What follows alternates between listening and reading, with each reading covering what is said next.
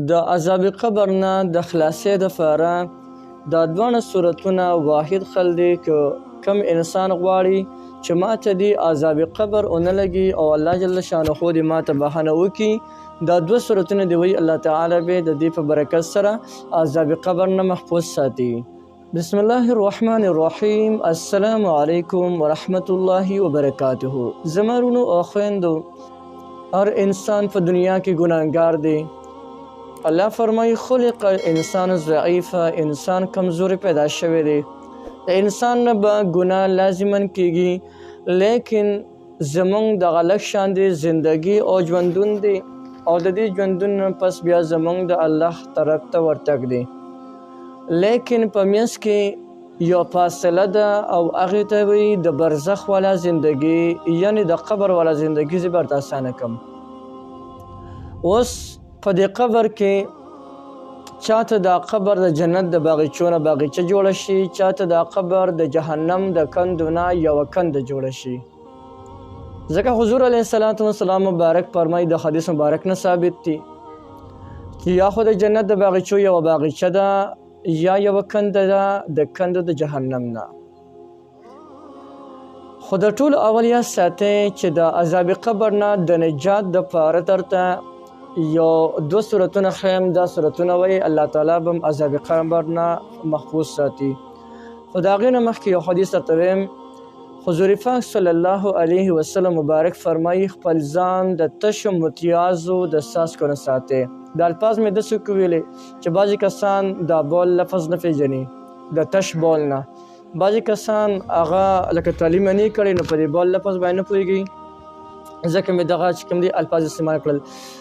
خپله فرمایي خپل ځان د تشو متیازو د څاڅکو نه ساتئ. ولې چې عام عذاب قبر د دې نه لګي. حضور علیه السلام فرمایي د عذاب قبر ډېرې زیاتې پوړۍ دي، لیکن په ټولو کې اولنۍ پوړۍ هغه چې دی د خپل ځان د تشو متیازو د څاڅکو نه ساتل دي. په دې کې خصوصا د زنانه ډېر سخت غفلت کوي او په دې مرض کې د زنانه ډېرې زیاتې مبتلا دي. بعضې زنانه په دې مرض کې مبتلا دي چې پیریدونکي ماشوم د هغوی په نیز باندې زنانو دا ځان یو کتاب جوړ کړی دی. هغوی وایي چې کوم ماشوم پی خوري د هغه مچازې صفا دي، دا پلیته نه دي، دا صرف د خېټې نه لګیا دي، دا هم سخته پلیتي ده او دې باندې هم تا ته عذاب قبر لګېدی شي. د ماشوم دا تش بول وغیره نه تاسو خپل ځان ساتئ. دا هم غټه پلیتي ده، څنګه چې د غټ سړي غټه پلیتي ده، دغه رنګې د پیرودونکي ماشوم پلیتي هم غټه پلیتي ده. دې باندې هم تاسو ته عذاب قبر لګېدی شي.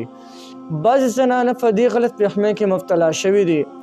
دا د غورته هم دواخه بعضې زنانه په دې غلط فهمۍ کې مبتلا دي. ماشوم پې باندې اودسماتې وکړي تش، هغه پې باندې وکړي، دوی صرف په هغه ځای باندې لوند لاس راکاږي په دې کپړې باندې، نو دې سره کپړه نه پاکېږي. او یا په دې بدن باندې لوند لاس راکاږي، لکه مثلا اوس دې ځای باندې وشو نو دې ځای باندې هغه لوند لاس راکاږي زه صفا شو، نه دې باندې صفا کېږي. کله چې په یو کپړې باندې ګندګي پرېوته 10 برېښتې، نو د ټولو اول به تاسو ګندګي ووینځئ، 3 ځله به ووینځئ او 3 ځله به ښه کلکه نچوړي کړه. په 3م ځل باندې به چې څومره په تا کې زوري هغه نه به نچوړي کې. یو دا نو که د ماشوم وي که د غټ وي د هغې د څاڅکو نه خپل ځان ساتئ. که هغه د زناورو خم وي د هغې د مچازو د څاڅکو نه خپل ځان ساتئ. ولې اکثر عذاب قبر دې نه کېږي. دغه رنګې د مشکا شریف حدیث دی حضور پاک صلی الله علیه وسلم مبارک په یو مقبرې کې روانو، تقریبا چې په جنت البقیع کې روانو. د حضور پاک علیه السلام مبارک دا اوښه ویرېده. چا وی د حضور علیه السلام په دې اوښه باندې څه وشول؟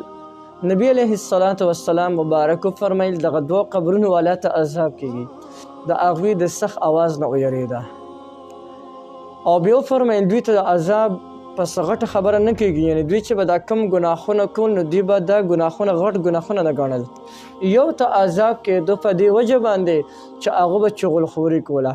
چغلخوري دې ته وایي چې دوه کسان په خپل منځ کې جنګي آسان تعریف ورته کوي یعنی یو خبره بل توړي او د بل توړي چې دوه کسان په خپل منځ کې جنګي د توی چې غلخور نو حضور علی السلام فرمایي لا يدخل الجنه قطات چې غلخور سړی به جنت ته نه ځي د بخاری شریف حدیث دی نو د دې سيزونه تاسو د اشکم دی اوس نه توبه باسه دا ډېر سخت ګناه ده عذاب قبر ورته ګوري بیا لګي او بل خبره چې د بل ته عذاب کېده په دې وجه کې چې هغه خپل ځان د تشو متیازو د ساس کو نه ساتلو یو دا د دین علاوه نورم دی خو دا د پکې غړ ګناهونه دي نو د دې دوه ګناهونو خپل ځان ساتي راځي اوس درته هغه وظیفه خیم چې د هغې په ذریعې سره تاسو د عذاب قبر نه خلاصېدی شي عذاب قبر نه تاسو ته نجات ملاویدی شي حضور پاک صلی الله علیه وسلم مبارک فرمایي وی ما ته په قرآن مجید کې یو صورت د 10 آیاتونو داسې معلوم دی چې هغه د خپل ویونکي دپاره سپارش کوي تر دې پورې چې د هغه سپارش قبول شي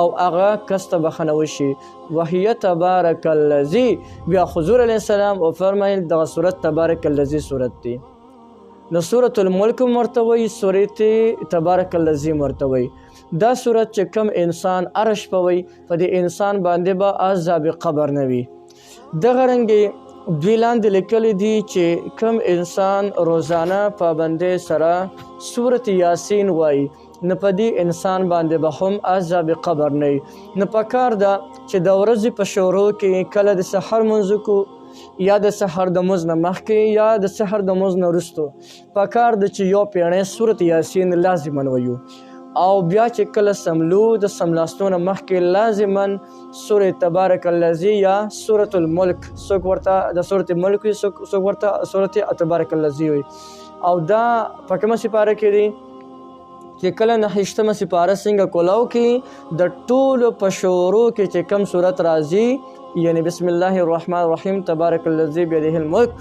د ټولو اولنی صورت پکې عمده یو دی په 9مه پاره کې نو د نن دا وظایف شروع کې روزانه د سحر هر سحر سورت یاسین ویا او هر ماښام یا ماسخوتن سورت الملک ویا الله تعالی دا چې ته د همیشه دپاره وې نو الله جل شانه به د دې په وسیلې سره د عذاب قبر نه محفوظ ساتي نو یو ډېر زبردست وظایف ته دا خو عذاب قبر نه به د الله محفوظ ساتي نور د دین علاوه د سورت یاسین دومره لوی برکات دي که یو انسان د ورځې په شروع کې ووایي نو الله تعالی به د تمامې ورځې ضرورتونه او حاجتونه هم پوره کړي نو د هر څه لپاره یعنی د ورځې دې پکې د دنیا پیدا ده دې پکې د آخرت پیدا ده نو دې نه بالکل تاسو هم پیدا غشتلی شي نور وروڼو ته هم دا کم بیان دی دا ورته لګوئ که دا ورته نشه لګولي نو بیا ورته دا خبرې خامخا کوئ چې هغوی هم د دې نه پیدا واخلي